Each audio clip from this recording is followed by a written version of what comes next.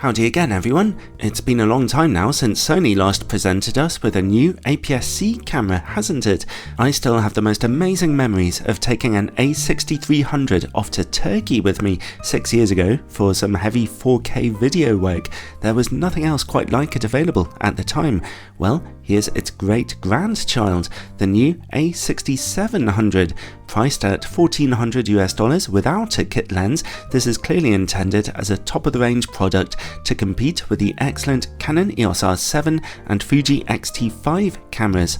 Although it's actually considerably lower resolution than both, so let's see if its other features can make it as good or better a choice. It features a new 26 megapixel backside illuminated sensor, which apparently has a fast readout. Also, Sony's top-of-the-line Bionz XR processor, in-body image stabilization, and a smorgasbord of other essential features. I'd like to thank Sony UK very much for loaning me this camera for a couple of weeks for testing, although as usual this is a totally independent review. Well, let's look at the camera's body first, which will be quite familiar to anyone who's handled a Sony aps-c camera before, except for a few handy tweaks. A significant upgrade to the camera's controllability is a new front control dial and an autofocus on button at the rear.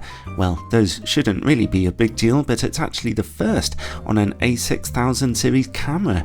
There's no autofocus joystick this time though, but then again, there isn't much room for it on the back, I suppose. I love the bigger grip as well. The camera feels way better in the hand than Sony's older aps-c offerings. I'm also quite happy with the new mode dial, which has a lower control dial for slipping from still shooting to video to slow and quick for in-camera slow motion shots.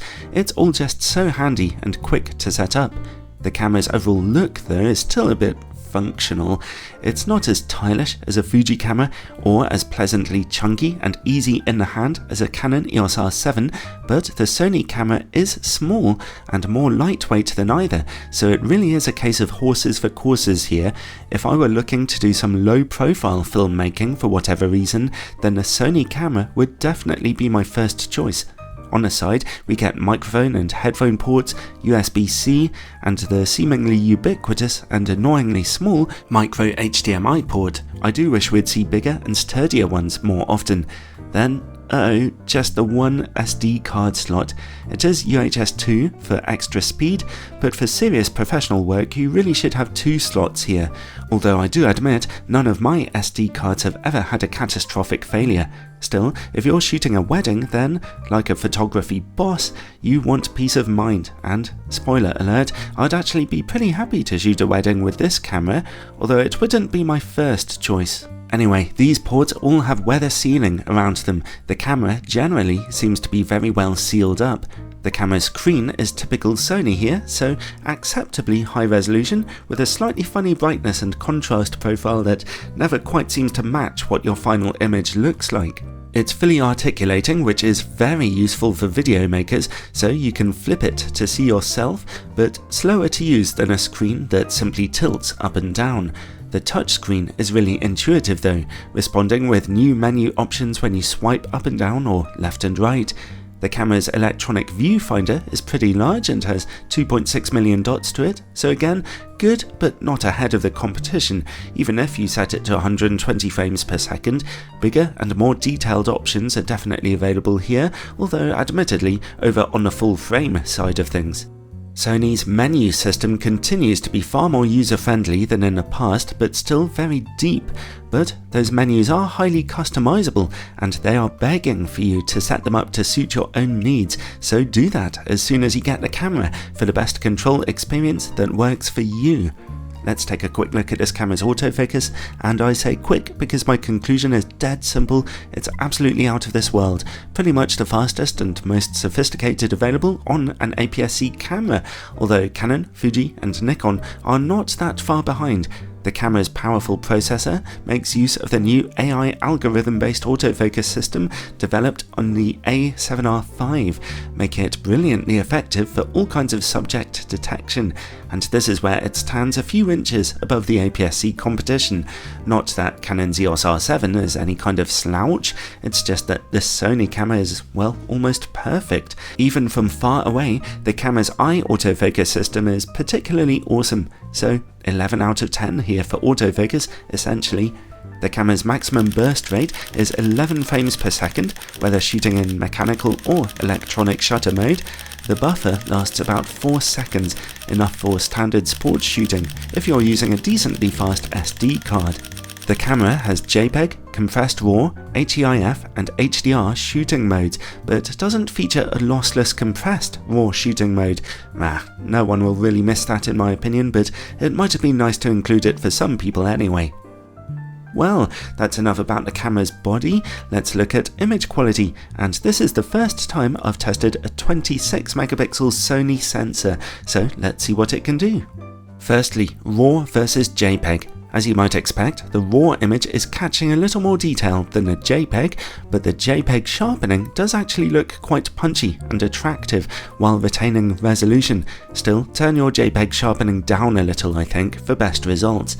Let's take a look at high ISO noise levels now, and it's all very good news here, especially for an APS-C camera. As you can see, even up to ISO 1600, we are seeing excellent image quality, high resolution and low noise, certainly a little lower noise than the Canon R7 and Fuji X-H2 when I looked back at the test results on my hard drive. It's at ISO 3200 that we begin to see some noise creeping in. ISO 6400 looks a bit slushy, and ISO 12800 very much so. I wouldn't shoot beyond that unless caught in some bizarre emergency. Overall, while this camera can't offer quite the same detail at lower ISOs than a Canon R7 and Fuji X-H2 or X-T5 due to its lower 26 megapixel sensor, its high ISO noise performance is noticeably better, making up for that somewhat. This is actually one of the best low-light performing APS-C sized sensors I've ever seen, so well done Sony, I love it. Okay, let's take a look at video quality, and this camera really flies when it comes to video work. I think their designers really optimized it for it. Let's start with 4K 25p footage. We can see here that the camera captures tons of detail at 4K. It's actually downsampling from a 6K signal here. We're only really beginning to see noise at ISO 1600. ISO 3200 is the quality threshold for me here though. Any higher and the picture just becomes too grainy. But let's crank up the frame rate to over 9000 by looking at 4K 120p.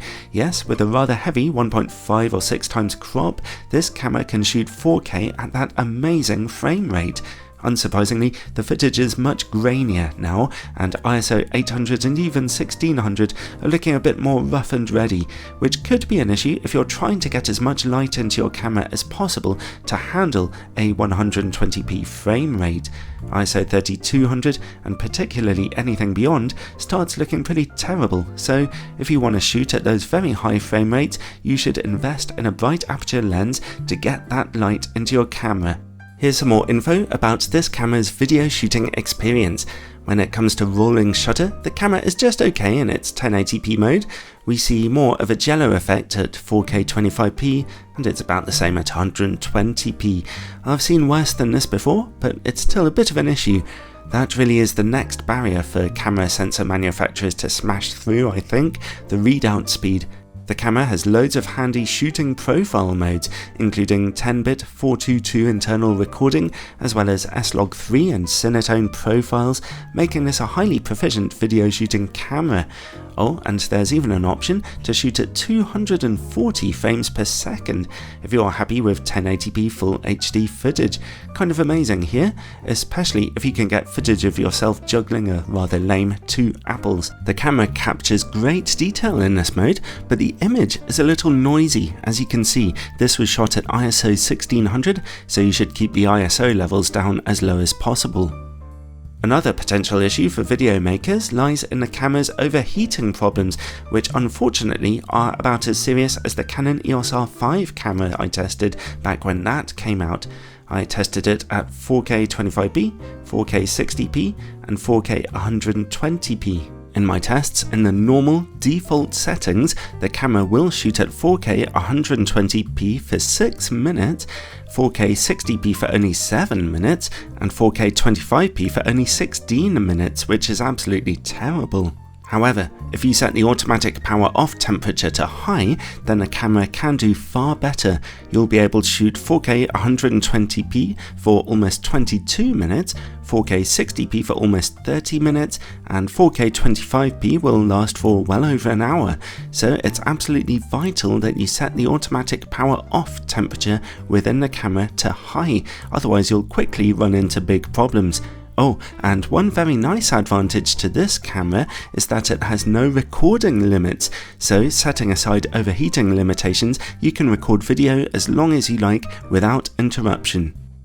One potentially useful feature for certain users is the camera's auto-framing feature, first seen on the Sony ZV-E1 camera. It is cool, allowing you to plonk your camera on a tripod and have the frame follow you around the place.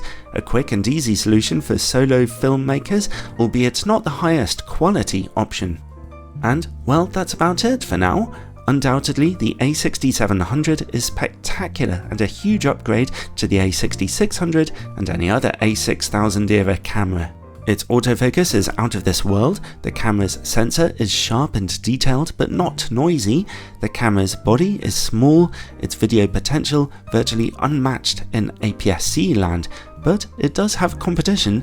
The Fuji X-T5 is a bigger, slower camera but with much higher resolution, and the Canon EOS R7 is again bigger and better for stills photography I think, but not as good for video work, and it certainly has nowhere near the same lens options as the very healthy Sony E-mount. All three cameras are about the same price, and they neatly have different users and audiences in mind I think. APS-C or Super 35mm crop censored cameras are still very important and popular for video makers and can offer fantastic image quality at a lower price and with smaller lenses than full frame. So despite any small niggles, I think Sony have done a brilliant job with the a6700, and I hope a few more APS-C cameras might be on the way from them soon. The lens selection to support them is certainly there on E-mount. This camera comes highly recommended, but as usual, do consider the competition also.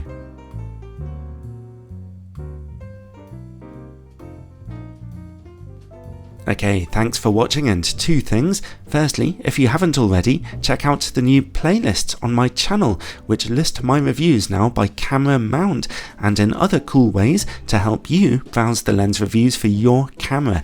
And secondly, thanks to my Patreon supporters of course. Patreon supporters get all kinds of exclusive bonus content and early access to videos, as well as a warm, fuzzy feeling inside them for playing such a big part in keeping this YouTube channel trucking on. Ciao for now, everyone.